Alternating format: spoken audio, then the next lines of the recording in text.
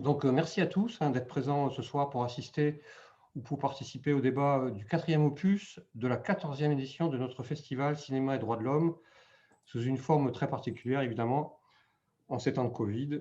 En ce sens qu'au lieu d'être en salle comme les 13 années précédentes, nous proposons le visionnage des films en VOD, en vidéo à la demande, suivi en fin de semaine, le samedi, par ce débat en non présentiel sur Zoom. Notre festival toulousain et plus généralement en Midi-Pyrénées est organisé depuis 14 ans maintenant, 14 années, par un collectif qui réunit différents partenaires, Amnesty International, le CCFD Terre Solidaire, l'École des droits de l'homme, Médecins sans frontières, les Amis du monde diplomatique et Médecins du monde. Je représente ce soir Médecins du monde. Très rapidement, notre objectif, c'est de présenter des films dédiés aux différentes problématiques liées à la défense et à la promotion des droits humains. Notre but étant évidemment de sensibiliser, d'informer les gens et d'échanger avec des personnes expertes, comme on dit, quant au sujet traité. Nous ne pourrons pas passer cette année tous les films que nous avions prévus en vidéoconférence et notre partenaire, la plateforme des Mutins de Pangée, nous a aidés à choisir ce qu'il pourrait proposer parmi le programme que nous avions préparé. Ce soir, nous allons donc organiser ce débat en prenant prétexte du film qui s'appelle Effacer l'historique de Gustave Caven et Benoît Delépine, film sorti en 2020. Il traite sous une forme particulière, on peut dire humoristique et un peu absurde, de l'impact des GAFA, les géants du web, sur nos existences en général et en particulier sur celle d'anciens gilets jaunes. Pour ce faire et pour nous aider à débattre, nous avions invité deux personnes, mais malheureusement, l'une d'entre elles vient de se désister. Mais nous avons cependant l'honneur de recevoir Nikos Manaios, qui est maître de conférence en sociologie à la fac de Toulouse, qui va se présenter plus précisément. Nikos est particulièrement versé dans l'étude des GAFA. Nikos, est-ce que tu veux bien te présenter rapidement, sérieusement? Oui, merci tout d'abord pour l'invitation. C'est un plaisir de participer à ce festival, malheureusement à distance, mais bon, vu le contexte, c'est bien quand même que ça se déroule comme ça.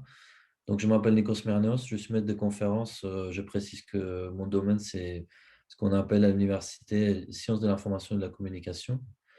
Je travaille depuis une vingtaine d'années, on va dire, depuis ma thèse sur la question des usages sociaux et de la socio-économie du numérique en général, avec une focalisation plus spécifique sur les médias.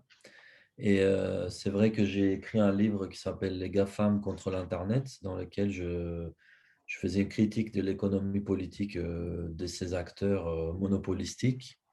Et j'ai aussi également participé avec mes collègues du laboratoire d'études et de recherches appliquées en sciences sociales à l'Université Toulouse 3 à la confection de plusieurs rapports de recherche sur le mouvement des Gilets jaunes, où on a étudié notamment leurs usages de réseaux sociaux numériques, comme Facebook par exemple, mais aussi la couverture par la presse.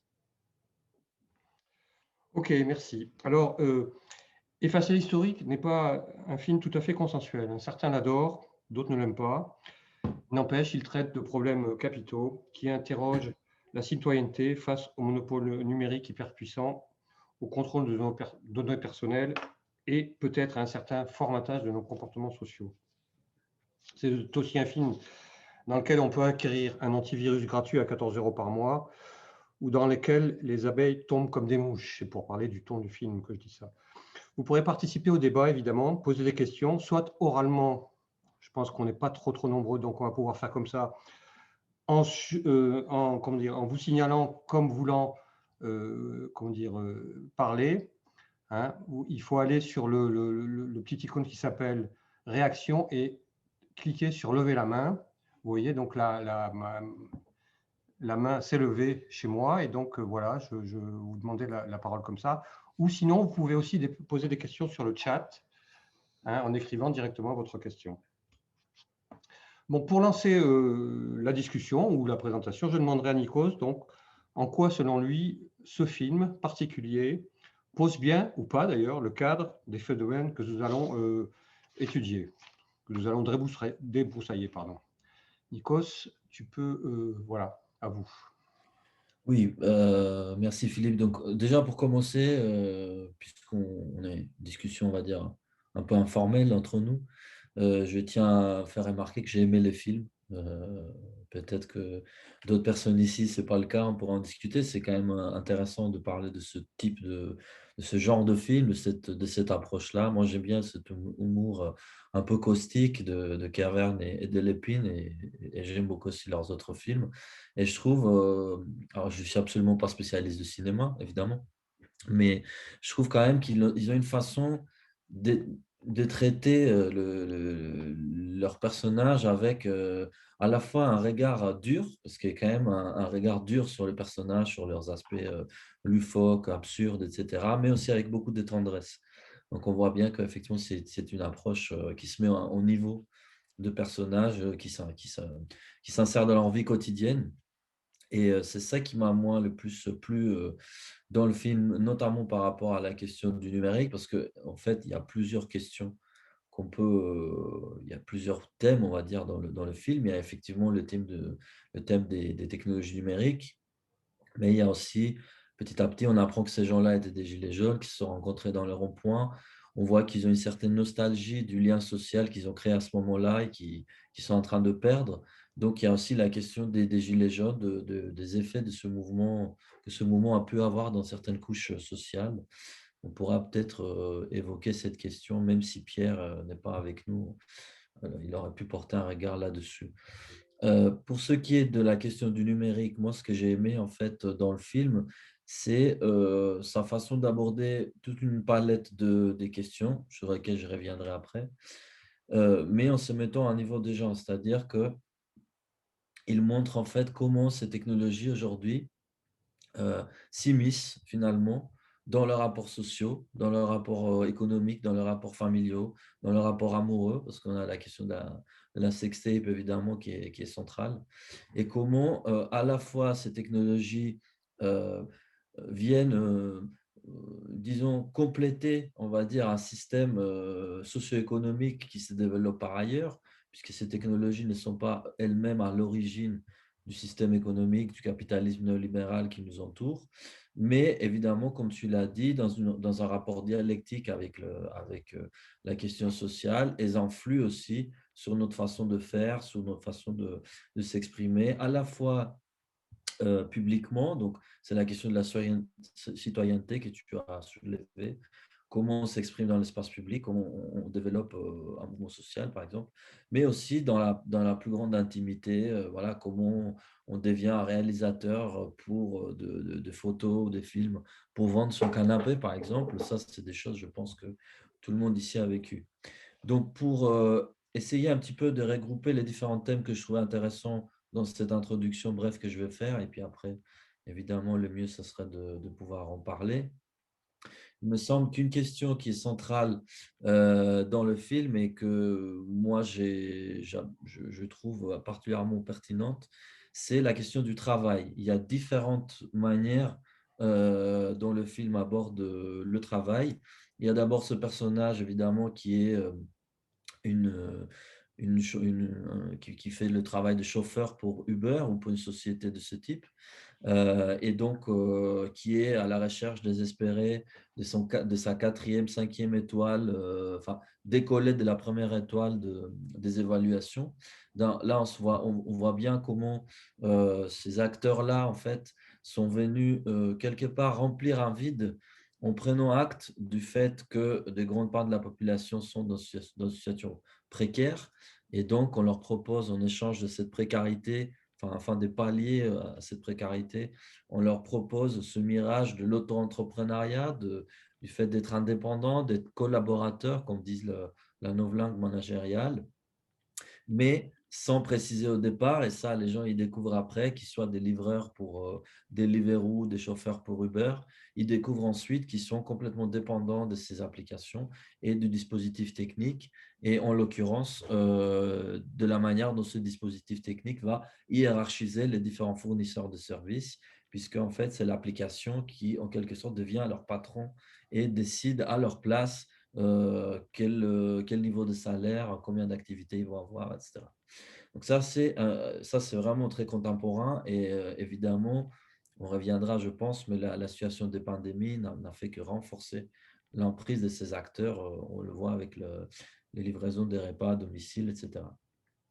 La deuxième question qui est liée au travail, au-delà des situations individuelles de personnages, je pense que qui est très intéressante, c'est cette question du travail invisibilisé par le dispositif technologique. C'est-à-dire qu'en fait, aujourd'hui, ces acteurs, les GAFAM, les gros acteurs du numérique, ont envie, leur stratégie consiste à nous faire croire que finalement, derrière leur modèle économique, derrière leur réussite économique, se cachent des business models miraculeux, des modèles économiques miraculeux qui sont fondés sur des technologies de haut vol, l'intelligence artificielle, etc., etc.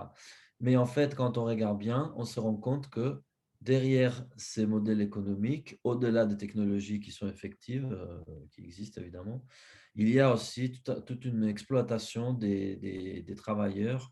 Et je fais référence notamment à cette voix dont les héros principaux, Denis Podalides, tombent amoureux. Et donc, c'est une opératrice derrière une ligne téléphonique.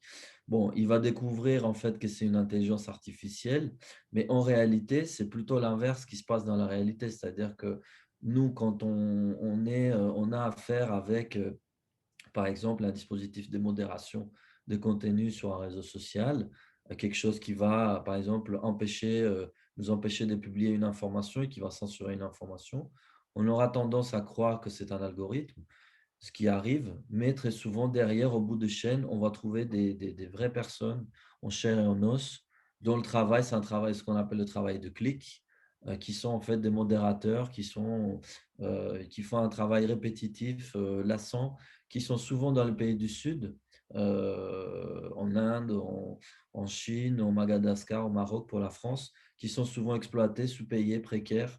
Et donc, le meilleur exemple, évidemment, de cela étant l'exemple d'Apple qui sous-traite toute la production de ces produits électroniques en Chine communiste par ailleurs. Ça, c'est une question également intéressante.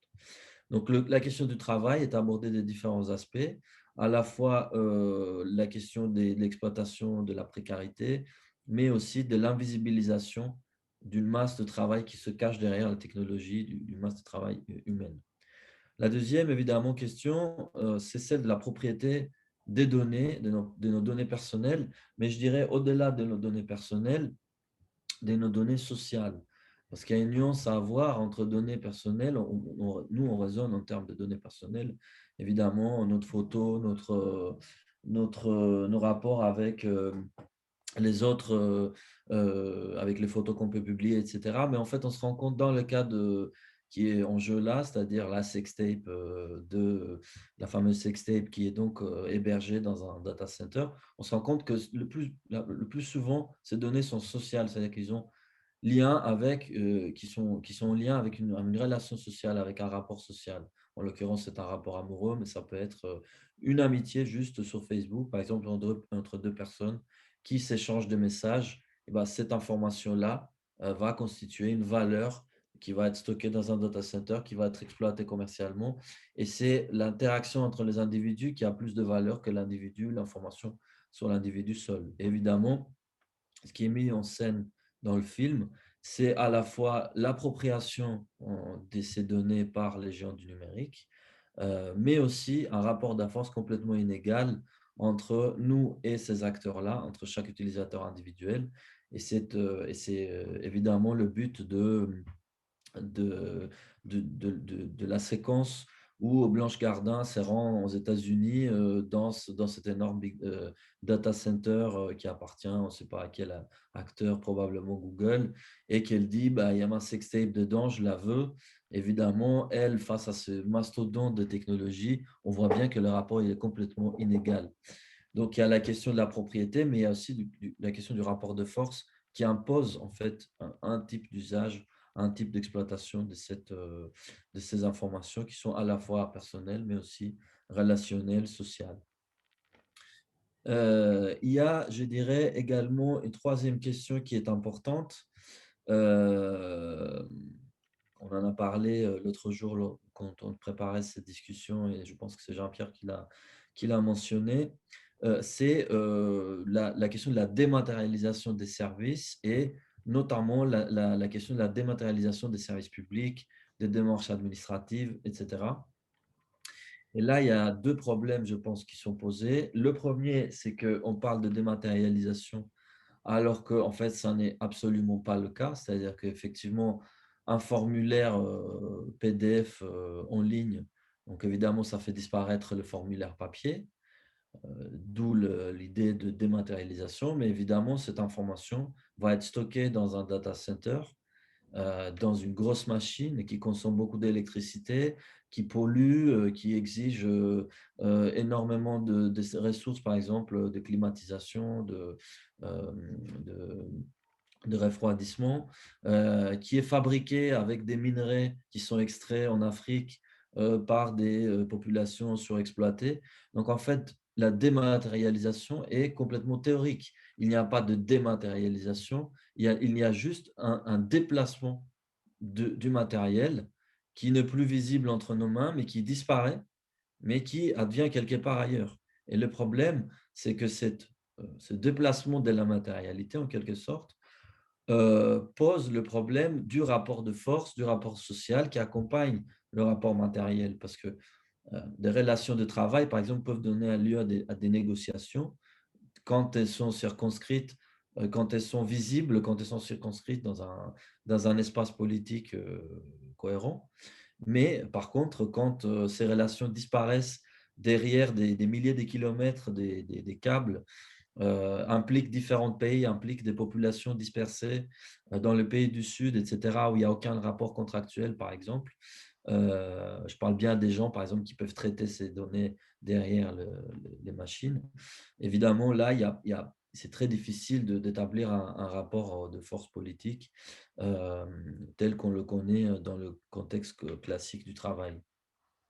La deuxième question, c'est celle du service public, puisqu'on a aussi des démarches évidemment qui se font en ligne aujourd'hui. Et l'argument toujours de cet État plateforme, puisque c'est comme ça qu'il l'appelle, c'est la facilitation. Enfin, il faut faciliter, il faut rendre les choses fluides. On peut faire toutes les démarches de chez toi, donc on n'a pas à se déplacer. Mais évidemment, ce qu'on ne dit pas, c'est qu'à la fois cette État plateforme est accompagnée par une privatisation du service public parce que ça facilite le fait de faire appel à des sous-traitants, etc. On perd la trace finalement de qui est le fournisseur de services in fine. Et aussi, très important également, ça impose en fait aux individus, puisque la plupart du temps, ce sont des décisions imposées.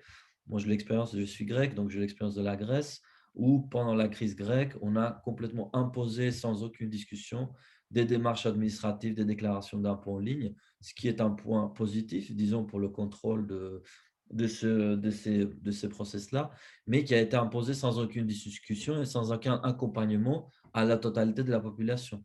Donc, ça veut dire quoi? Ça veut dire qu'on va pénaliser les plus faiblement dotés du capital symbolique nécessaire pour utiliser ces outils ou du capital matériel nécessaire pour être propriétaire d'un téléphone portable efficace, d'un ordinateur et ainsi de suite. Donc, on voit là ce qu'on appelle la fracture numérique qui s'aggrave, y compris au niveau des services publics. Enfin, une dernière question qui me semble importante, enfin, il y en a encore deux que je voulais aborder rapidement. Il y en a une qui est importante, je pense, c'est le commerce électronique. Alors ça, c'est encore une fois, vous vous rappelez, à un moment donné, Blanche Gardin essaye de vendre son canapé, bon, alors elle prend des photos, etc. Et il y a différentes dimensions qui sont intéressantes dans cette séquence-là. La première, évidemment, c'est aujourd'hui la captation de tout le commerce, enfin d'une énorme partie du commerce par des plateformes monopolistiques comme Amazon, par exemple, mais aussi d'autres plateformes comme Facebook Market, mais aussi Le Bon Coin, hein, qui appartient à un grand groupe des médias suédois, il me semble. Donc, il y a cette captation-là qui fait qu'aujourd'hui, et avec le Covid, et dont de plus en plus des transactions commerciales entre individus se font par les biais de ces acteurs. Et ces acteurs aujourd'hui ne sont plus de simples firmes, mais ce sont des marchés. Donc, ils sont quasiment de propriétaires de marché. Donc, quand vous êtes un propriétaire d'un marché, bah forcément, tous les acteurs dans le marché sont obligés de se soumettre à votre loi. C'est le cas des individus, hein, qui sont obligés de suivre un certain nombre de normes, un certain nombre de process qu'on leur demande, mais aussi des petits entrepreneurs qui de plus en plus sont obligés de passer par ces plateformes-là, puisque le commerce électronique devient une voie centrale de commerce et d'économie. La deuxième question, c'est également tous les travaux gratuits que nous fournissons tous dans ce contexte-là, puisque évidemment, quand vous vendez un appareil ou un objet sur Internet, bah, vous devenez réalisateur, vous devenez marketeur, vous rédigez du contenu, et c'est la même chose évidemment sur tous les réseaux sociaux numériques. Donc, quelque part, vous générez de la valeur pour ces acteurs-là qui ne font rien à part fournir une infrastructure. Donc, ce qu'on appelle, encore une fois, du digital labor, du travail gratuit qui exploitait, dont ces acteurs ont tiré une valeur importante. Enfin, la dernière question, c'est peut-être la question, sûrement la question la plus politique. Bon, il n'est pas fait mention directement dans ce film, mais on voit bien que ces gens-là, donc c'est des anciens gilets jaunes, ils se sont rencontrés sur un rond-point. On s'aperçoit que ce sont des utilisateurs réguliers, voire un peu addicts, hein, de ces technologies-là. Et là, on voit pendre derrière euh, même si c'est pas explicitement dit dans le film, le rapport ambigu qu'on entretient tous avec ces technologies-là, du point de vue de la citoyenneté, comme tu l'as dit, Philippe, au début, à savoir le fait que ces technologies sont ce que Bernard Stiegler, le philosophe décédé il n'y a pas longtemps, appelait un pharmacon, ce terme grec qui désigne à la fois le médicament et le soin, en fait, en quelque sorte, enfin, le poison. Pardon, donc le médicament et le poison. Donc le pharmacon, ça peut être à la fois quelque chose qui nous tue et quelque chose qui nous soigne. Ça veut dire quoi? Ça veut dire qu'il y a toujours cette ambiguïté de ces technologies numériques. Sans ces technologies numériques, le mouvement des Gilets jaunes, évidemment, n'existerait pas en tant que tel, par exemple. Et ça, il faut admettre que ces outils-là sont des outils qui permettent la démocratisation de la parole publique. Ça permet de constituer des réseaux d'individus qui ont des points communs et qui ne se connaissent pas, et ça permet de lancer un mouvement, ça permet de structurer ces mouvements. Nous, on a étudié beaucoup, par exemple, la façon dont les Gilets jaunes ont mis en avant sur Facebook un contre-discours en disant, justement, en répondant en fait aux accusations médiatiques du début, qui consistaient à dire oui, c'est des bofs, des ploucs, qui s'en foutent de l'écologie, etc. Mais ces gens-là, ils ont vite expliqué de manière assez réussie, d'ailleurs, que ce n'était pas du tout le cas, et que ce qui les intéressait, c'était les injustices sociales. Donc, ça permet à la fois de se coordonner, d'articuler un contre-discours, et ça a eu un impact énorme. Si on voit la séquence des Gilets jaunes, évidemment, ça a réussi à imposer dans l'agenda public, dans les médias, des problématiques qui étaient disparues. On peut ajouter à cela la question des violences policières. Évidemment, si on a parlé, on a fini un jour par parler de violences policières à la télé, c'est parce qu'il y avait toutes ces images qui circulaient sur les réseaux sociaux. Mais évidemment, ça, c'est l'aspect, on va dire, médicament, hein, ou adjuvant positif, on va dire. Mais il y a le côté poison, en tout cas le côté euh, euh, qui peut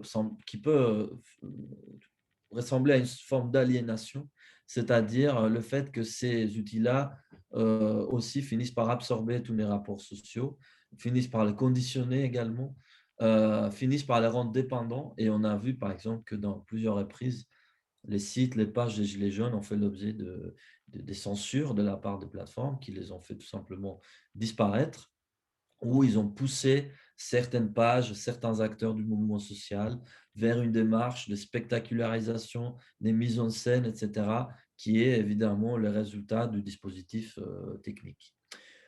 Voilà, j'espère ne pas avoir été très long. Je vais m'arrêter là parce que c'est un peu lourd d'écouter quelqu'un parler pendant longtemps sur Zoom, et peut-être qu'il y a des points dont vous voulez discuter.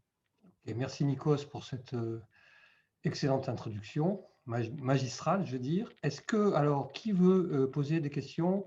Vous pouvez lever votre petite main, s'il vous plaît. Ça peut être des remarques aussi, évidemment, des points Oui, de vue. ou donner un avis. Alors, je n'ai pas tout le monde à l'écran.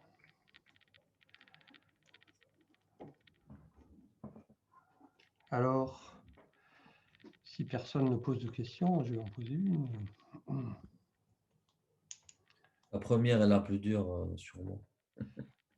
Oui, moi je voudrais que tu parles peut-être d'une nouvelle entité, puisqu'on dit que les GAFA, c'est quelque part une entité, enfin, ou un acronyme dépassé, parce qu'on parle d'un nouvel acronyme très important qui sont les NATU, qui rassemblent en fait des entreprises tout à fait différentes, puisqu'il s'agit d'Airbnb, du constructeur de voitures Tesla et d'Uber, enfin de l'ubérisation, qui font qu'il y a d'autres types de géants de ce type-là qui envahissent la planète capitaliste, si on peut dire.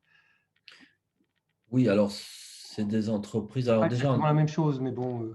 oui, en fait, en termes d'échelle, c'est pas du tout la même chose. C'est-à-dire qu'aujourd'hui, les trois plus grosses entreprises du monde, en termes de leur capitalisation boursière, c'est, il me semble, Microsoft, Amazon et Apple, qui ont dépassé les 1 000 milliards de capitalisation boursière. Google n'est pas loin. Donc, en termes d'échelle, ne serait-ce qu'au niveau de leur capitalisation, de leur chiffre d'affaires, ces entreprises sont vraiment loin devant les Natuc auxquels tu as fait référence. Aussi, la différence principale, c'est que les acteurs, les GAFAM, moi j'ai écrit un livre sur le sujet où j'ai essayé de démontrer ça, sont partis d'un service spécifique qui est les moteurs de recherche pour Google, les réseaux sociaux pour Facebook ou la vente de produits pour Amazon. Puis petit à petit, ils sont éteints sur toute une chaîne de production qui va de data center au réseau informatique, au système d'exploitation, aux appareils et à une multitude de services. Et aujourd'hui, ils sont en train de s'étendre sur des secteurs qui sont complètement autres. Par exemple, Google est en train de fabriquer une voiture autonome, des robots, ils s'immiscent dans le domaine de la santé, etc. De ce point de vue-là, les GAFAM sont beaucoup plus polyvalents, on va dire. Ça ressemble vraiment à des gros monopoles mondiaux. Les Natus sont des acteurs plus spécifiques, enfin, qui s'activent dans un domaine plus spécifique, qui ont également des modèles économiques plus fragiles. Il faut savoir, par exemple, qu'une entreprise comme Uber, même si elle a une capitalisation boursière très importante, qui tourne autour de 50 milliards, il me semble, ce qui est gros, pas aussi gros que la GAFA, mais assez gros, c'est une entreprise qui n'est pas rentable au jour d'aujourd'hui. Je pense que Deliveroo, c'est la même chose. Alors, je sais pas ce qu'il y a dans Natu, mais il y a Uber, il y a Tesla, il y a Netflix. Et donc là, on parle Airbnb. d'un Airbnb. Airbnb. Bon, Oui. bon, Airbnb, c'est un nain. Netflix, c'est un nain Ah aussi oui. comparé aux GAFAM. Et Netflix, par exemple, évidemment, c'est une société très importante, notamment aujourd'hui, qui a profité aussi du confinement pour exploser, mais ça reste cantonné à un secteur particulier qui est les divertissements. Airbnb, c'est plus l'hôtellerie, etc. Alors, il y a un point commun entre Tesla, je ne connais pas, donc je ne rentre pas là-dedans. Mais il y a un point commun entre Airbnb et Uber, auquel on peut ajouter des entreprises comme Deliveroo. Ce sont vraiment des entreprises qui font appel au digital labor tel que je l'ai mentionné. C'est-à-dire, ce sont des plateformes qui font baisser les coûts des transactions. Bon, en économie, on appelle des coûts des transactions les coûts qui permettent une transaction de se faire. C'est-à-dire, si moi, je veux vendre quelque chose, toi, tu veux l'acheter, pour qu'on se retrouve, il y a un coût quand même, hein, donc il faut passer par un billet, etc. Avec leur plateforme, ces entreprises font baisser des coûts de transaction et donc en fait rendent possible des transactions qui auparavant n'étaient pas possibles, puisqu'il y avait toujours des gens qui seraient partants pour vous conduire chez vous, mais il n'y avait pas un moyen de le rencontrer et de faire rencontrer l'offre à la demande. Donc, de ce point de vue-là, ils exploitent effectivement à fond les possibilités du numérique et de la plateformisation, mais en termes d'échelle, c'est beaucoup plus faible. Là où je mettrais un bémol sur l'analyse que j'ai fait moi sur les GAFAM, Ce n'est pas tant par rapport au Natu, mais c'est plus par rapport aux acteurs chinois. Puisqu'aujourd'hui, parmi les 10 plus grosses capitalisations mondiales, on a donc les 5 GAFAM et on a également au moins 2 acteurs chinois. Il y a Alibaba d'un côté et le deuxième s'appelle Tencent.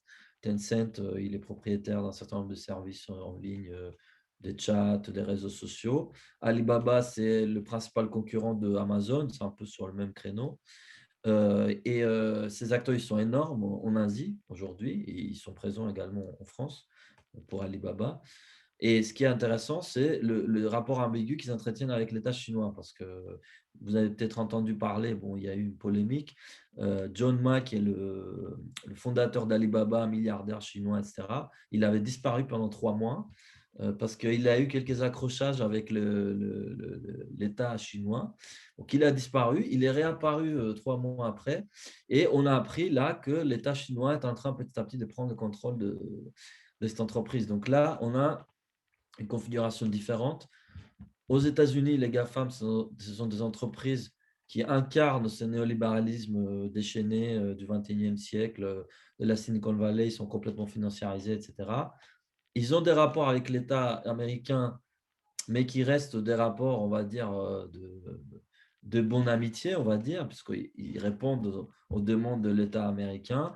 Il y a quelques contacts aussi avec le complexe industriel militaire, mais en Chine, on a vraiment une emprise de l'État sur ces entreprises qui est beaucoup plus directe, quoi, avec des dispositifs de censure plus. Donc là, je pense qu'il y a un aspect très intéressant que moi, je n'ai pas étudié, mais il y a, à l'avenir, on risque de parler aussi de ces acteurs-là. Ok. Qui veut intervenir? Peut-être Il y a que... des questions dans le chat écrites. Ah, Michel demande quelle alternative au GAFAM?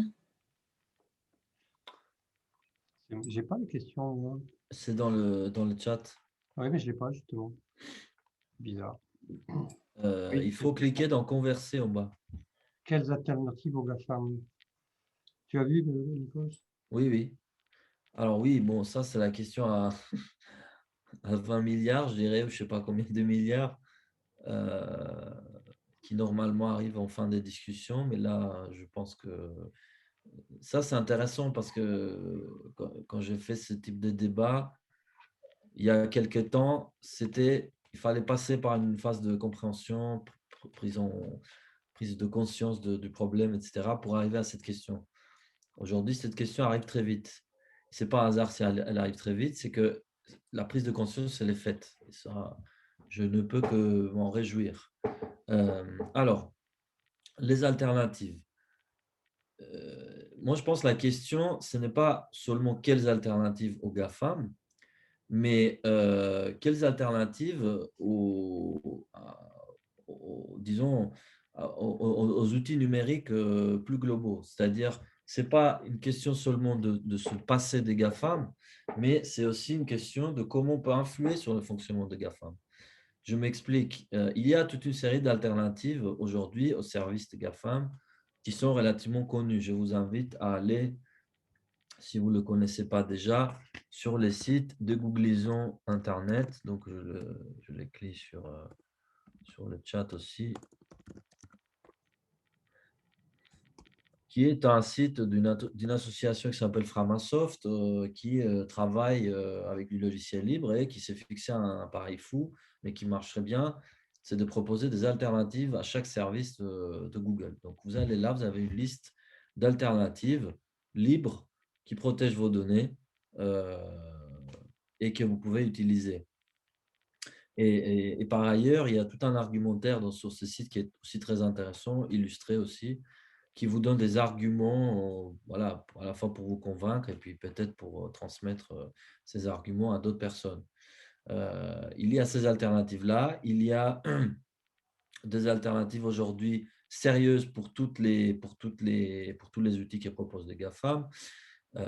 Je vous incite, par exemple, très fortement, si possible, de vous débarrasser des Gmail si vous y êtes, parce que c'est quelque chose qui est relativement facile à faire. parce qu'il y a d'autres services. Par exemple, moi, j'utilise un service qui s'appelle ProtonMail, qui marche très bien, qui est sécurisé, qui respecte les données personnelles. À une nuance près, c'est quand on dépasse un seuil de volume de données stockées, il faut payer un abonnement. Et là, c'est la clé, c'est-à-dire qu'en fait, tous les problèmes une grande partie du problème de ces acteurs, que ces acteurs posent, vient de l'hétéronomie qui découle du modèle publicitaire. Qu'est-ce que ça veut dire hétéronomie? C'est le contraire de l'autonomie. C'est une loi qui nous est imposée par un tiers, et en l'occurrence, ce tiers, c'est l'annonceur. Vous connaissez peut-être le dicton américain, If you don't pay the product, you are the product. Si on ne paye pas, c'est que nous sommes le produit. Donc ça, à partir du moment où on ne veut pas payer, soit on va tomber sur un modèle associatif, etc., qui sera moins efficace, on va dire, que le modèle marchand, ou en tout cas le modèle où il y a une approche professionnelle, ou alors on va tomber sur un modèle publicitaire, et là, évidemment, en échange du service, eh bien, il va y avoir une exploitation de nos données, il va y avoir une exploitation des relations, etc.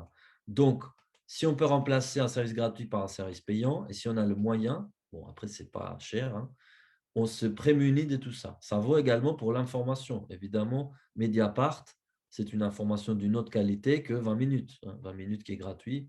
Vous n'allez pas lire une enquête qui révèle les affres de Gérald Darmanin, par exemple. C'est évidemment Mediapart qui va faire ça. Bon. Donc, je pense qu'il est aujourd'hui relativement aisé. Bon, il y a des moteurs de recherche comme DuckDuckGo, par exemple, qui marcherait bien aussi. Je vous le mets là également. Bon. Le problème, c'est que dans ce type de dispositif en ligne, vous avez une logique qui, en économie, s'appelle l'effet réseau. Qu'est-ce que ça veut dire, l'effet réseau? Ça veut dire que dans les services en réseau, l'utilité individuelle du service dépend du nombre d'utilisateurs. Autrement dit, le plus il y a des utilisateurs dans un service, le plus il est utile pour chacun d'entre nous. C'est pour ça que je pense que la plupart d'entre nous utilisent Facebook, utilisent WhatsApp. On n'a pas forcément envie d'être sur Facebook, on n'a pas forcément envie d'être sur WhatsApp, mais c'est là où ça se passe. C'est là où on va trouver des interlocuteurs. Et c'est la raison pour laquelle le Festival du cinéma des droits de l'homme a une page Facebook, créé un événement Facebook. Il n'a pas créé un événement sur Discord ou sur une plateforme de réseau social alternative qui pourrait correspondre tout à fait au point de vue, disons, aux engagements éthiques et politiques de votre association et de votre événement, mais qui aurait un grand désavantage, c'est que personne n'y serait là pour voir l'information. Donc, ça veut dire quoi? Ça veut dire que les alternatives euh, dont je parlais. Et là, il y a quelqu'un qui mentionne évidemment Linux, qui est le système d'exploitation alternative qu'on peut trouver sous différentes formes, notamment Ubuntu, et qui peut nous permettre de nous débarrasser de Windows ou de l'OS de Apple, si on est sur Mac. Ces alternatives-là ne peuvent pas concerner tout le monde. On ne peut pas en faire des alternatives populaires qui vont toucher la majorité de la population. Et le grand problème que moi je trouve souvent auprès de la communauté de logiciels libres, par exemple, qui parfois est peut-être aussi un peu méprisante en disant c'est le logiciel libre et rien d'autre, etc., c'est que d'une certaine façon, on va de fait exclure toute une partie de la population qui n'a pas le moyen de se débarrasser des grandes plateformes. Donc, ça veut dire quoi? Ça veut dire qu'il faut tenter d'agir sur ces grandes plateformes. Et aujourd'hui, il y a beaucoup d'actions qui se mettent en place. Alors, très rapidement, parce que j'étais un peu long sur ces réponses, aujourd'hui, il y a des appels aux États-Unis notamment. Alors, il y a différents niveaux. On ne peut pas tout mélanger. Bon, là, je vais tout mélanger, mais peut-être, si vous voulez, je peux préciser après. Mais en termes de régulation, il y a différentes démarches. Aux États-Unis, par exemple, il y a des procès en cours qui demandent le démantèlement des groupes de GAFAM. Pourquoi? Parce que les GAFAM vont utiliser une position dominante dans un marché pour favoriser un autre marché. Par exemple, ils vont mettre en avant sur leur moteur de recherche que les vidéos de YouTube. Ce n'est qu'un exemple. Ils font ça avec plein de dispositifs, avec Android, etc. Donc, il y a un abus de position dominante sur deux marchés qui sont considérés différents. Donc, il y a des gens qui exigent que, par exemple, on sépare WhatsApp de Facebook, on sépare Instagram de Facebook, on sépare le moteur Google de YouTube, etc. etc. Bon, donc en fait, c'est une politique antitrust assez classique aux États-Unis, mais qui a été mise en sommeil depuis 40 ans. C'est ça qui est énorme. C'est que tout au long du XXe siècle, le gouvernement américain, qui était, on va dire, dans une démarche sociodémocrate avant Reagan, a imposé ce type de mesures antitrust, puis il a arrêté à partir de 81 parce que hégémonie néolibérale, quoi. Donc, le néolibéralisme qui défend le marché a créé ces monopoles-là. Bon. L'antitrust, c'est une démarche positive, mais ça ne résout pas de tous les problèmes. Pourquoi? Parce qu'il y a des problèmes aussi du côté, par exemple, de la liberté d'expression. Ça, c'est un sujet qu'on n'a pas évoqué, mais il y a l'affaire de la suspension de Trump qui a créé pas mal de polémiques. Dommage que Pierre n'est pas présent parce qu'il était plutôt critique de cette décision, alors que moi, je pense que c'est une bonne décision. On aurait pu avoir cette discussion. Bon, donc ça, c'est un autre type de régulation qui renvoie sur la question de la modération. Qui décide d'effacer tel contenu? Pour quelles raisons? Et à ce niveau-là, l'Union européenne est pas mal en pointe puisqu'elle a sorti deux documents, un sur le marché numérique et un autre sur les services numériques. Et dans la partie services numériques, elle propose des dispositifs qui peuvent rendre beaucoup plus transparent le fonctionnement de la modération et du contrôle des contenus, en faisant en sorte qu'il y a des tiers qui interviennent, en faisant en sorte qu'on puisse suivre si jamais il y a un signalement de notre compte, on est suspendu, qu'on peut suivre la procédure. Donc, il y a des actions dans ce sens. Et moi, je trouve que l'affaire Trump est très intéressante parce qu'il faut savoir que quand ces plateformes ont décidé de suspendre Trump, elles l'ont fait non pas parce que se sont réveillés un matin et ils ont trouvé une conscience démocratique, mais c'est parce qu'ils ont subi une énorme pression externe et interne, y compris à l'intérieur de ces entreprises. Il y a eu des grèves, il y a eu des manifestations, il y a eu des lettres, des pétitions. Et donc, c'est cette pression-là du mouvement social et de leurs salariés qui ont fait qui a abouti à cette décision. Donc, quelque part, on peut tous, dans le cadre collectif de notre organisation, de nos organisations collectives, mais aussi individuellement, peser sur cette régulation. Je pense que c'est intéressant ce que tu dis parce qu'en réalité, par rapport à leur puissance et au nombre de gens dont ils impactent l'existence, en fait, c'est des entreprises qui ont assez peu de salariés. Je crois que c'est 300 000 salariés en tout pour les GAFAM. Alors, en réalité, ils ont très peu de salariés en interne parce qu'ils externalisent le maximum de possible.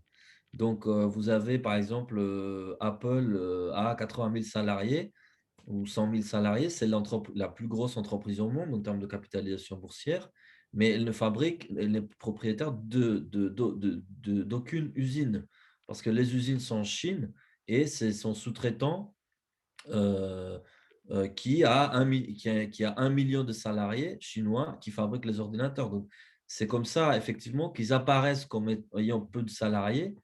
C'est parce qu'ils arrivent à externaliser au maximum. Mais aujourd'hui, ces salariés-là, si vous voulez, il fut un temps où c'était le rêve de travailler dans ces entreprises qui représentaient les modèles les plus progressistes, les plus en avance. Donc, il n'y avait pas une conscience de classe, il n'y avait pas une conscience du travailleur à l'intérieur de ces entreprises. Aujourd'hui, ça commence. Évidemment, ça vient lentement, mais par exemple, il y a le premier syndicat qui a été créé en décembre chez Google, à 22 ans après la création de l'entreprise. Vous imaginez, pendant 22 ans, il n'y a pas un seul syndiqué au sein de l'entreprise. Donc, bon. Mais ça finit par arriver. Et donc, il commence à avoir ce type d'initiative qui montre bien que ces entreprises se normalisent aussi quelque part. Hein. Donc, oui, on a d'autres questions. Sur Blablacar ou Doctolib, quels risques ils représentent? Faut-il un contrôle citoyen sur ces outils? alors, je ne suis pas spécialiste de ces applications-là. Ce que je peux dire, c'est qu'on voit Donc ça, c'est à l'échelle française, hein, parce que là, on parle de deux entreprises françaises, on n'est pas du tout à une échelle de GAFAM, même si ce sont effectivement deux cas de start-up françaises qui ont très bien réussi. Alors, moi, je vois plusieurs problèmes dans ces cas-là, dans ces deux cas-là qui sont évoqués, Blablacar et Doctolib. Pour Blablacar, je vois un premier problème qui est la marchandisation d'un rapport social. Parce qu'il faut se rappeler ce que c'est le covoiturage au départ. C'est des gens qui se mettent ensemble et puis covoiturent parce qu'ils pensent que c'est bon pour l'environnement. Ils partagent les frais, c'est pratique pour tout le monde, etc. Et là, on voit une plateforme qui arrive, c'est exactement le même dispositif que Airbnb ou Uber. Donc, cette plateforme-là, elle va marchandiser la relation, puisque la relation de deux individus qui autrefois se trouvaient via une amitié commune, etc., et qui partageaient un covoiturage, devient un business. Ce business consiste en fait juste en une plateforme numérique, parce qu'il n'y a pas de moyen de transport de Blablacar, même s'ils ont essayé des bus, etc. Et cette plateforme va baisser les coûts des transactions, va faire en sorte qu'on peut se mettre à covoiturer avec n'importe qui, mais pendant ce temps-là, va marchandiser la relation, puisqu'elle elle va tirer une plus-value qui va rémunérer des actionnaires. Ça, c'est le premier problème. Est-ce qu'on a intérêt à ce que tous nos rapports sociaux soient marchandisés, y compris le rapport de voisinage? Parce qu'aujourd'hui, vous avez notamment aux États-Unis, vous avez des applis qui mettent ensemble des voisins. Vous avez des applis pour des gens qui vont faire des courses, qui vont ou faire le passage, etc., etc. Bon, c'est une question que je pose. La deuxième question, c'est qu'il y a une anecdote dont je me rappelle très bien au moment de la dernière grosse grève de la SNCF, qui était en 2019, si je ne me trompe pas, ça passe vite, 2018 plutôt. Bon, il y avait à un moment donné donc, des grèves dans le train et moi, je me suis retrouvé dans la rocade de Toulouse et j'ai vu un énorme panneau sur sur l'autoroute qui disait pensez au pendant les grèves, pensez au covoiturage. Donc en fait, je me suis dit, tiens, c'est intéressant, le propriétaire d'autoroute pense à nous au moment des grèves. Et puis après, j'ai découvert en fait que c'est les mêmes actionnaires. Je sais plus quelle entreprise c'est, mais une grande entreprise française, quoi, une multinationale, qui est à la fois actionnaire des autoroutes toulousains et de Blablacar. Donc, on voit bien que là, on va utiliser Blablacar comme un moyen, en fait, finalement, de casser la grève et de se faire un profit. Donc, c'est pas neutre. Pour Doctolib, oui, c'est Vinci. Merci beaucoup à Denise. Pour Doctolib, là, il y a un autre type de problème, puisque ce type d'application pose d'abord un énorme problème en ce qui concerne la collecte des données, puisqu'il faut savoir que Doctolib, donc, prenez un rendez-vous avec un médecin, il a cette information-là, et aujourd'hui, on ne peut pas vraiment précisément savoir, peut-être Philippe, tu as plus d'éléments là-dessus, mais est-ce que, par exemple, quand un médecin qui prend des rendez-vous sous Doctolib, est-ce qu'il a la capacité, ou un médecin, ou une industrie pharmaceutique, ou une clinique privée, est-ce qu'ils peuvent acheter ces données qui nous disent sur des millions de personnes quel rendez-vous ils ont pris, à quel moment, avec quel type de médecin, etc. Donc ça, c'est une base de données qui a énormément de valeur. Et c'est encore pire, si vous voulez, puisque aujourd'hui, l'État français a délégué en fait l'organisation de la vaccination auprès de Doctolib. Moi, j'ai eu une expérience désagréable quand je voyageais en Grèce, j'ai voulu me faire dépister pour la Covid. J'ai appelé un laboratoire qui, je savais, prenait des rendez-vous et les personnes au téléphone ont refusé de prendre mon rendez-vous. Elle m'a renvoyé avec Doctolib. Or, j'avais aucune envie, moi, de créer un compte sur Doctolib. Oui, c'est J'avais effrayant. j'avais la personne au téléphone et elle refusait de le faire. Donc, vous voyez, on nous oblige du coup parce que mon rendez-vous, il allait être noté sur un cahier ou je ne sais pas, sur une base de données locale. Et là, il s'est retrouvé sur la base de données de Doctolib avec mon nom, mon prénom. Bon, vous voyez, donc il y a des glissements comme ça qui sont très, très problématiques, il me semble, voilà, par rapport à ces deux outils précisément. Alors, on te demande, je ne sais pas si tu as lu les questions, si il faudrait essayer d'inventer un contrôle citoyen sur ces outils, enfin Doctolib ou Blablacar, enfin ce type d'outils, mais voilà, c'est une question qui est Oui, posée bien par. sûr. Bah, c'est ce que j'étais en train de dire tout à l'heure par rapport aux GAFAM. Ça vaut aussi pour ces acteurs. Cette régulation politique démocratique que je demande en complément des alternatives. Parce que si on travaille que sur ces alternatives, ça veut dire qu'on laisse faire les acteurs principaux.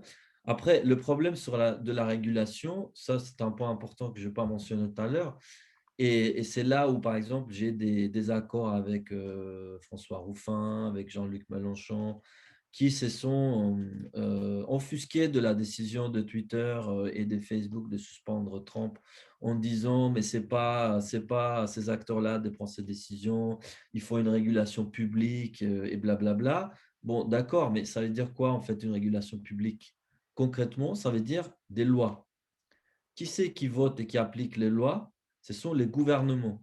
Aujourd'hui, en France, on a un gouvernement qui est celui d'Emmanuel Macron. Emmanuel Macron a déjà passé des lois, notamment une sur les fake news, qui est une loi de régulation des plateformes. Est-ce que cette loi est dans l'intérêt général? Absolument pas. Tous les experts, tous les groupements de journalistes sont contre cette loi. Pourtant, Macron l'a passée. D'accord? Donc, la régulation par la loi, c'est un enjeu politique. C'est bien quand on a le pouvoir, je veux dire la gauche, quoi. Mais quand on ne l'a pas, bah, c'est les autres qui vont imposer la loi. Donc, moi, je suis très sceptique, c'est mon côté libertaire, si vous voulez, sur le pilier public qui est un peu la recette qui est ressortie comme ça de manière automatique par la gauche souvent, sans trop savoir de quoi on parle. Qu'est-ce que ça veut dire concrètement? Cette régulation, qui c'est qui l'a fait? Parce que si c'est l'État, bah, l'État, moi, ça me pose problème. Donc, il faut une régulation citoyenne, mais cette régulation citoyenne peut se faire autrement et peut prendre une forme, et c'est là où on peut polémiquer un peu, peut prendre également la forme d'une autorégulation des acteurs sous la pression, par exemple, de leurs utilisateurs. Il y a très souvent aujourd'hui, quand Twitter va suspendre un compte de gauche, par exemple, ça arrive, des féministes récemment, etc., il est obligé de le rétablir sous la pression des utilisateurs eux-mêmes qui gueulent. Ça, c'est une forme d'autorégulation de la communauté. Bon, est-ce que c'est une loi qui doit dicter ça? J'ai des doutes. Vous voyez? Donc, voilà.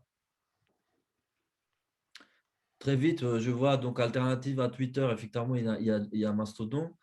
Mais le problème avec Mastodon, c'est le problème que j'ai expliqué tout à l'heure. C'est qu'on peut aller sur Mastodon, c'est très bien, mais on va se retrouver entre gens comme nous.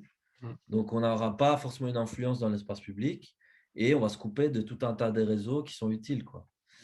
Et pour la question de alternative à Zoom, oui, il y a une alternative qui s'appelle Big Blue Button, au moins une, il y en a plusieurs, mais celle-là, elle marche plutôt bien, qui est du logiciel libre et qu'on peut utiliser avec son propre serveur, etc. Et il y a Ziti aussi, ouais, effectivement. Alors, il y a une question que je trouve intéressante, si tu veux bien, c'est qui dit textuellement, peut-être que l'on découvrira un beau jour que des conférences ont été enregistrées et visionnées à nos dépens. Est-ce que c'est possible? C'est-à-dire qu'effectivement, on peut toujours imaginer, enfin, il me semble qu'un État totalitaire prenne le pouvoir et que tout ce genre de choses soient effectivement exploitées pour nous contrôler et nous contrôler politiquement et désigner les gens qui sont déviants par rapport à la pensée qu'ils auront. Enfin, tiens, le gros problème, c'est Oui, la confidentialité de tout ce qu'on fait actuellement maintenant partout. Ouais. Et en plus, on est vraiment dans un système où il y a le bien et le mal qui s'affrontent. On voit bien que les réseaux sociaux ont été extrêmement importants dans plusieurs pays pour combattre les dictatures, en Iran, en Birmanie, au Maghreb, enfin en Algérie, etc., etc. Voilà. alors, Enfin, oui, là, je pense que le concept de pharmacone que j'ai évoqué tout à l'heure, il convient très bien parce que exactement. on a par exemple des études pour la Tunisie précisément qui montrent comment, et l'Égypte aussi, comment ces outils, évidemment, ils ont contribué à créer le printemps arabe, donc ils ont été à l'origine quand même d'une révolution, enfin, ils ont facilité cette révolte, mais en même temps, c'est par les biais de ces réseaux que les régimes peuvent repérer les personnes voilà, qui sont au cœur de ce mouvement et les réprimer. Donc, ce que tu as dit tout à l'heure, on y est déjà, c'est-à-dire que déjà les États utilisent à grande échelle les données qu'on produit en ligne pour à la fois repérer des mouvements d'opinion, dire par exemple s'il y a une gronde qui monte sur tel ou tel domaine, ce qui est très complémentaire avec les sondages. En fait, on les utilise comme des sondages aujourd'hui. Et moi-même, je fais des études comme ça. Hein. C'est-à-dire qu'on peut récolter, moi j'ai récolté 2 millions de tweets sur Raoult, par exemple, sur professeur Raoult et la chloroquine, on a fait une grosse étude sur ça. On a pu identifier les communautés des gens qui étaient pour ou contre Raoult. Et d'ailleurs, je vous donne en avant-première les résultats. Les supporters de Raoult sur Twitter sont essentiellement des gens de droite et d'extrême droite, contrairement à ce qui a pu être dit ailleurs. Bon. Mais si moi, je le fais en tant que chercheur indépendant d'un petit labo toulousain, vous imaginez ce que fait la gendarmerie, voilà, et même la CIA, les FBI, ils font ça tout le temps.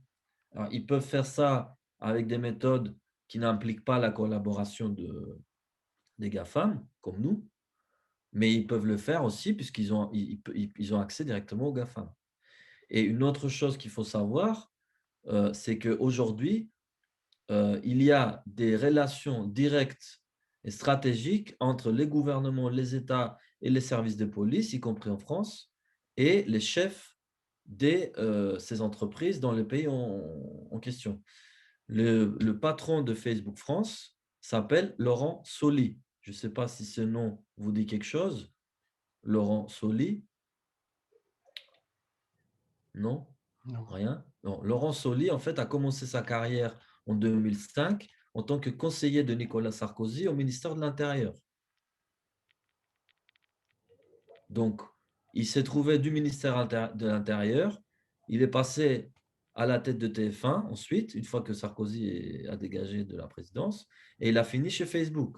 Bon, quelles compétences il a pour gérer cette entreprise? Aucune. Ce n'est pas un technicien, ce n'est pas un informaticien. Par contre, qu'est-ce qu'il connaît? Ben, les jeux politiques. Donc, qu'est-ce qu'il sait faire, M. Laurent Soli? Il sait répondre au téléphone quand les ministres de l'Intérieur l'appellent ou la police appelle ses inférieurs et ils disent, par exemple, vous me descendez de cette page parce que c'est de l'incitation à la haine. Et tout ça se passe en dehors de toute procédure judiciaire, de manière informelle. Donc, c'est acté aujourd'hui. Et les gros problèmes de ces plateformes, c'est qu'elles centralisent les données. C'est qu'évidemment, si on était dans un monde où il y avait 10 000 services, on était éparpillés là-dedans, ça serait beaucoup plus compliqué. Mais aujourd'hui, il suffit d'aller sur Facebook, il suffit d'aller sur Google pour avoir des données sur tout le monde. Donc, c'est à la fois leur utilité et leur problème. Donc oui, la surveillance d'État, elle existe. Et il faut savoir un autre petit point, et après, je vous laisse la parole.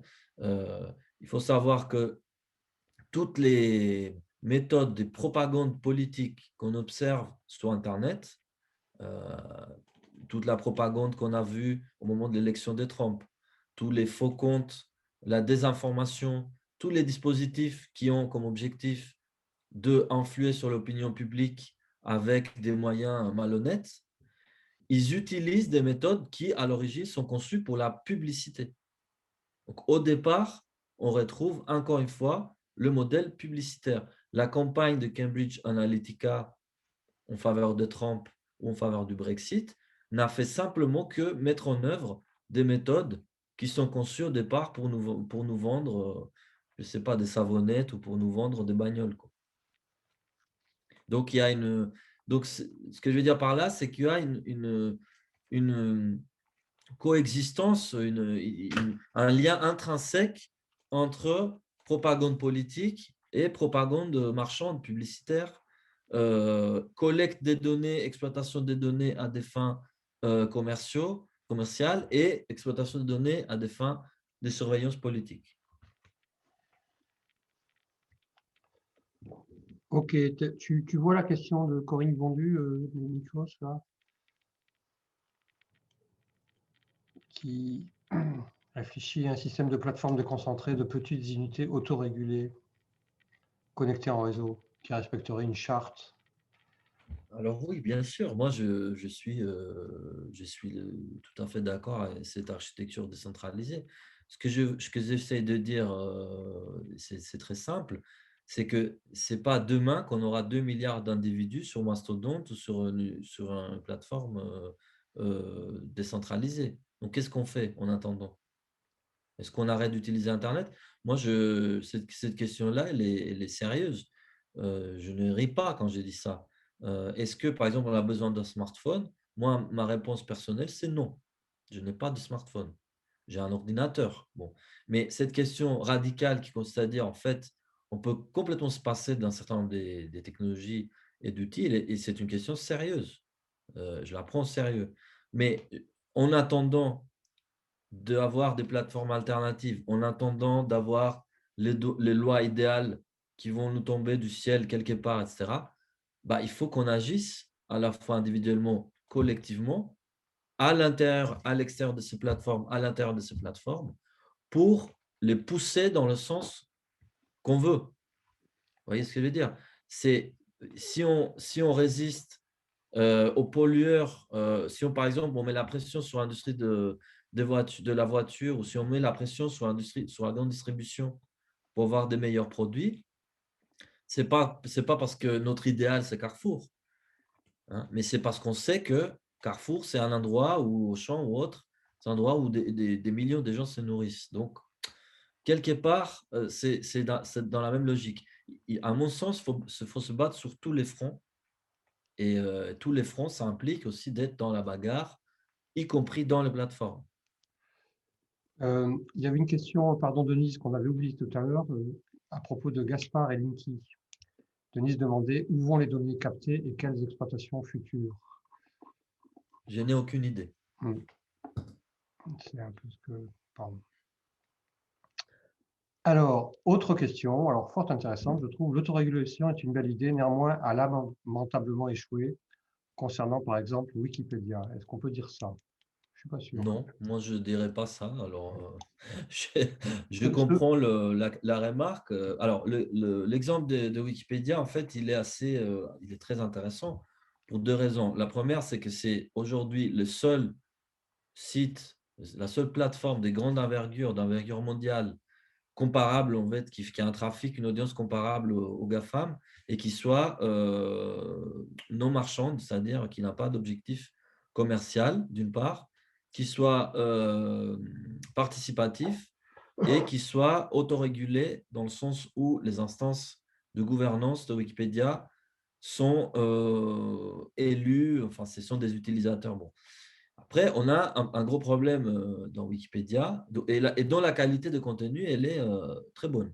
Souvent très Aujourd'hui, bonne. il y a eu une époque où on mettait en question, bon, mais aujourd'hui, toutes les études scientifiques montrent que la qualité du contenu de Wikipédia, en général, hein, en moyenne, est très bonne, et le plus on est sur des articles populaires qui visent le grand public, la meilleure est la qualité. Le problème se situe pour Wikipédia au niveau de la gouvernance.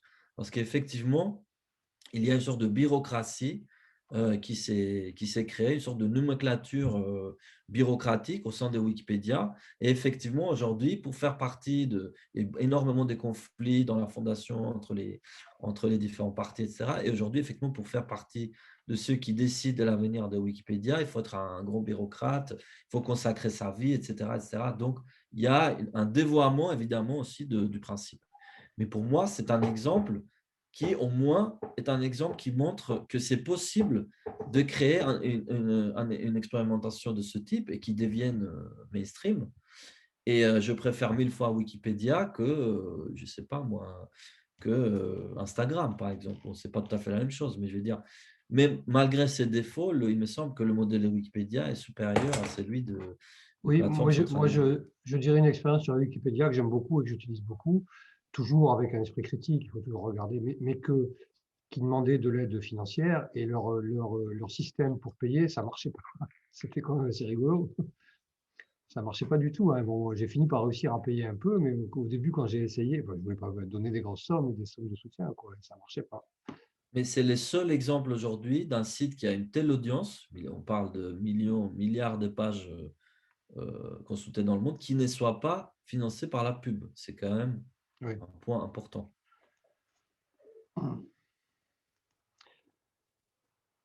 Euh, Quelqu'un repose des questions sur Zoom qui veut remettre en question. Euh, Jutta, nous ne sommes pas sur Big Blue Button, dit-elle. Zoom, le problème, c'est que ça marche très bien. Donc, voilà.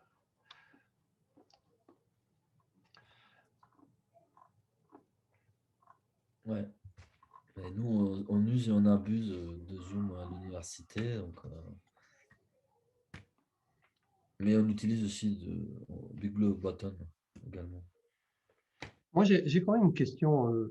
Après, on reviendra sur les autres à propos, parce que tu parlais de ma profession. Donc, c'est vrai que l'État, enfin, le gouvernement et d'autres veulent à tout prix tout numériser dans les hôpitaux, etc., etc. Et on peut quand même se poser la question, en dehors de souvent du vol des données qui sont des données personnelles, il y a très souvent des attaques dans tous les hôpitaux parce que les systèmes ne sont pas toujours très, très safe. On commence d'ailleurs à avoir dans mon hôpital à Toulouse, on avait commencé à avoir un truc de data center assez étonnant aussi. C'est pas Google, mais ça m'avait fait peur parce que je m'occupais un peu de ça. Mais je me pose quand même la question d'un grand bug. Parce que dans un hôpital, on voit très souvent, pas un grand bug, mais un bug conséquent. Est-ce que, si tu veux, un bug général est envisageable, qui ferait perdre toutes les données de tout le monde et qui du coup se dématérialiserait réellement? Non, je ne pense pas parce que les architectures actuelles de ce fameux data center sont fondées sur la redondance. Donc, normalement, les données ne sont pas à un seul endroit.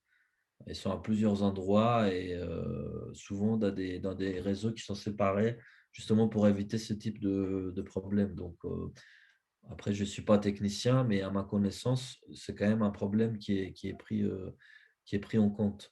Le problème, c'est plus la confidentialité de ces données et Oui, l'incapacité du service public d'assurer des missions qui sont de plus en plus complexes et qui font appel à ce type de données. Parce que forcément, quand on affaiblit les services publics, c'est comme avec l'histoire de Doctolib. Évidemment, si l'État dit bah, je suis incapable d'organiser la vaccination, on va se tourner vers McKinsey et vers Doctolib et on va dire regardez, les privés, il fait les choses trop bien. Bon, bah oui, c'est sûr, il les fait bien puisque l'État, les services publics n'ont pas les moyens de les faire. C'est plus de ce côté-là, il me semble que se trouve un risque, mais bon, évidemment, un bug général n'est pas exclu, mais il est quand même très peu probable, il me semble, à mon niveau de connaissance. Il y a une remarque intéressante de Corinne, donc, qui parle effectivement de l'éducation. L'éducation, évidemment, c'est un volet très important sur lequel je ne me suis pas penché.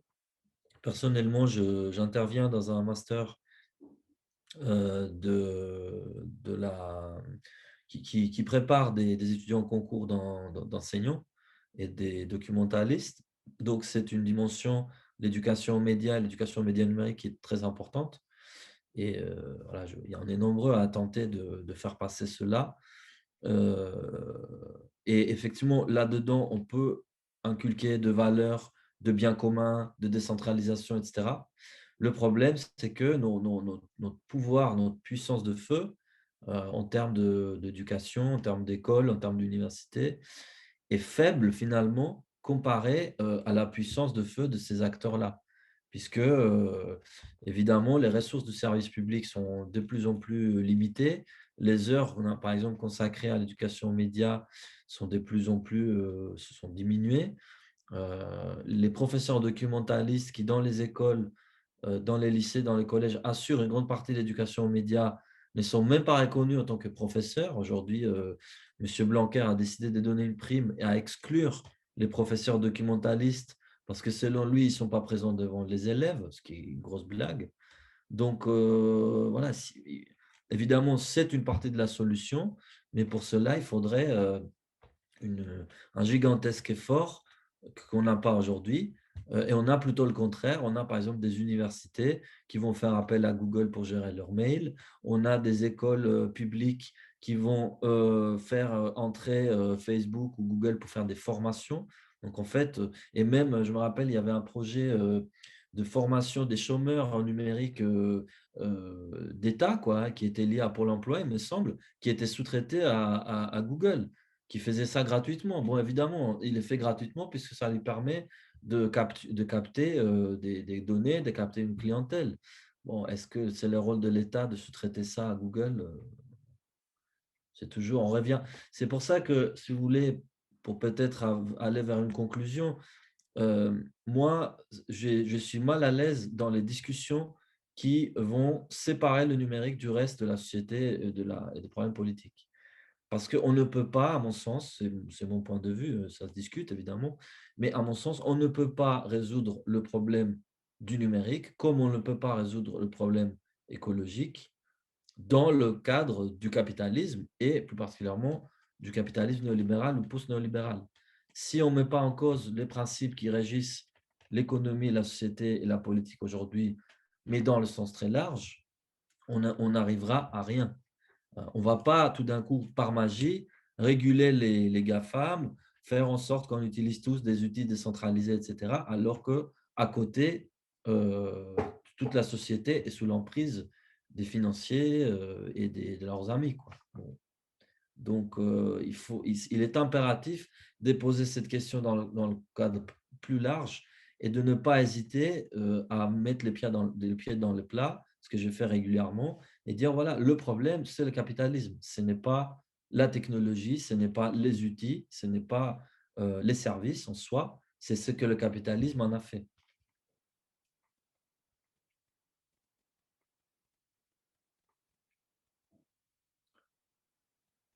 Bon, Jean-Pierre, il demande… Ton micro est coupé, Philippe. Merci Audrey. Jean-Pierre, comment comment expliquer que nos expliquer… politiques préfèrent équiper l'éducation nationale au ministère des Armées avec Microsoft alors que des solutions libres existent par ailleurs? Ça, effectivement. Écoutez, moi je me rappelle la dernière fois où l'État français a fait un effort dans le bon sens. Je parle de l'État parce qu'après, il faut savoir que dans le service public, les gens, ils se débrouillent aussi. Ils ont une autonomie dans les établissements, donc on peut faire des choses. Mais la dernière fois, il y avait une politique générale, c'était sous Jospin, où on avait imposé, par exemple, le logiciel libre dans l'Assemblée nationale, dans un certain nombre d'administrations, etc. Il y avait une vraie réflexion. Depuis, voilà, c'est open bar pour les GAFAM, open bar pour des raisons politiques évidentes. Je pense que la question des Jean-Pierre est plus rhétorique qu'autre chose. Il connaît la réponse. Non, mais c'est effrayant. Par exemple, moi, je dois souvent faire des trucs pour l'éducation nationale, enfin, pour mes enfants. Et en fait, les serveurs régionaux, par exemple, n'acceptent pas la connexion, enfin, de travailler avec les Mac. Donc, tu essayes de faire un truc de la carte jeune ou je sais pas quoi. Si tu n'as pas un truc, un PC sur Microsoft, ça marche pas. Hein. Ouais. C'est quand Après, même étonnant. pour ne pas finir sur une note complètement pessimiste, Oui, moi je dirais que je suis beaucoup en contact avec les jeunes. Je peux parler d'eux. Je pense qu'ils sont très conscients de ces enjeux. Alors, pas oui, ça tous, c'est sûr. mais ils sont très conscients. Il y a des études qui ont été faites sur, par exemple, la gestion de leurs données personnelles, de leur image sur Internet. Ils sont très soucieux de ça. Ils ont une compréhension souvent limitée, mais quand même des enjeux. Alors, le problème, c'est là où on retombe encore sur la question politique, c'est que toutes les enquêtes, par exemple, sur les usages numériques par les jeunes, montrent qu'il y a, pareil, un biais sociologique qui est lié au niveau d'études des parents, moyens dont ils disposent, etc. Donc, en fait, paradoxalement, ce sont les plus aisés qui sont les plus protégés, finalement, qui sont ceux qui font le plus attention. Mais il y a quand même cette problématique, ils les savent. Après, passer du savoir à la pratique, c'est compliqué, mais ils le savent. Et je vous donne un exemple qui montre que, en fait, finalement, le problème, ce n'est pas tant les gens, je pense, mais la réponse politique qu'on leur propose. Pourquoi? Parce que regardez, par exemple, le bloqueur de publicité, les bloqueurs de mouchards. Aujourd'hui, il y a 30 à 40% des utilisateurs d'Internet en France. C'est énorme, c'est gigantesque, qui ont installé un bloqueur de publicité ou un bloqueur de mouchards. Donc, ça veut dire que 40% des pubs, soi-disant distribuées, ne sont pas vues par les gens. Donc, ça, c'est énorme. Ça veut dire que les gens, un tiers au moins des internautes, ont bien pris conscience du problème et ils tentent de se protéger par eux-mêmes, par les moyens qu'ils trouvent. Le problème de ce type d'autorégulation, parce que c'est une forme d'autorégulation individuelle, c'est que comme il n'y a pas une réponse politique, c'est-à-dire comme il n'y a pas d'offre d'une instance qui serait inscrite dans l'intérêt général, etc., les gens ils se débrouillent avec les outils qu'ils trouvent et malheureusement, un outil comme AdBlock, par exemple, que peut-être que vous utilisez, que beaucoup de gens utilisent, en fait, il bloque des publicités mais ils vendent des données à Google. Donc, on retombe sur le même problème, puisque c'est un acteur marchand. Donc, il faut bien qu'ils se financent quelque part. Mais ça veut bien dire quand même que les gens, s'ils font la démarche, qu'ils ont conscience du problème et qu'ils tentent par leurs propres moyens, en fait, de se défendre, quoi. Ok, une dernière question peut-être, ou peut-être pas une dernière. Peut-on faire plus confiance à Quant, moteur de recherche français, je crois. Alors, bon, Quant, comme la plupart des d'autres moteurs, à part Google, en fait, ce sont des métamoteurs, c'est-à-dire effectivement, ils vont utiliser d'autres services type Bing et autres. Il me semble que Quant, c'est un des rares qui a son propre index qui est autonome. Le problème de Quant, c'est surtout que ses résultats sont mauvais, quoi. Oui, Donc, c'est assez décevant en fait. ouais. Il y a ce Malheureux. problème-là d'efficacité. Et à un moment donné, la grande force des acteurs dont on parle, c'est à la fois leur force de frappe financière, le fait qu'ils peuvent nous enfermer dans des écosystèmes qui font qu'il y a une dépendance des différents services, mais aussi que ça marche très bien. Donc évidemment, si ça ne marchait pas bien, la plupart du temps, ça marche hyper bien. Donc, ça nécessite un effort, ça nécessite une forme de sacrifice, si vous voulez, en tout cas un effort en temps et en énergie pour s'en débarrasser, pour s'en passer, etc. Ça, c'est sûr. Et Cosia, c'est la même chose, c'est un métamoteur qui trouve ses résultats sur Google, donc indirectement, il finance Google. Bon, après, je ne sais pas, il plante des arbres, mais ce n'est pas fondamentalement un modèle différent. Ok. Bon. Merci à tout le monde. Tu veux encore me donner un mot de conclusion ou tu en as marre de parler peut-être, Nikos? Je ne sais pas. Bah, je pense que le mot de conclusion, je donnais tout à l'heure en disant que le problème, c'est un problème politique, qu'il ne faut pas séparer les deux. Il faut prendre les choses ensemble. Les inégalités des revenus, la concentration du capital, l'exploitation du travail, tous ces problèmes-là sont absolument liés aux problèmes dont on est en train de discuter aujourd'hui.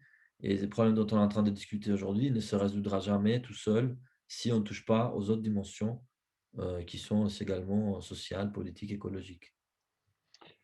Oui, mais moi, je suis tout à fait d'accord, mais c'est quand même un peu des vœux pieux, on va dire des choses comme ça.